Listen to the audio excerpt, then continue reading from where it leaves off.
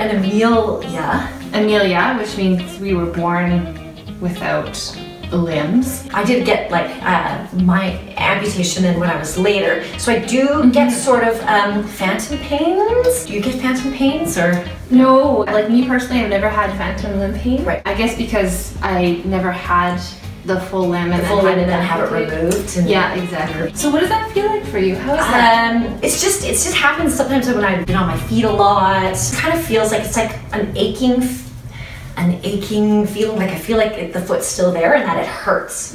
Yeah, that sucks. Yeah, I haven't had it for a long time. It happened like a lot when I was serving. So you feel like you have foot pain, but you never did have a foot?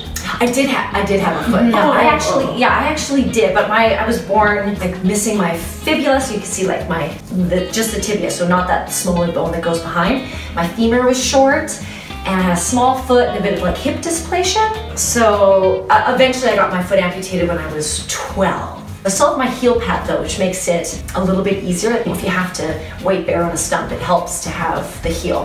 First you had the Van Ness. So yeah, a lot of times it's used for people who have cancer of the knee. So a lot of times they'll remove a person's knee and then reattach like the bottom half of their leg on backwards, and then they use their ankle as a knee. But I still had my knee because I was like, it was growing valgus when I was a kid. So they wanted to encase my knee while I went through my growth spurt. So it was just basically, instead of me like walking around with one straight leg, they gave me some knee option by just turning my foot around backwards so I could have a little bit of some knee option. Some knee options. I love it. You know? Yeah, and then when I was 12, I was done my growth spurt. I had a leg lengthening, so you can sort of see some scars here too. Call them my bullet wounds.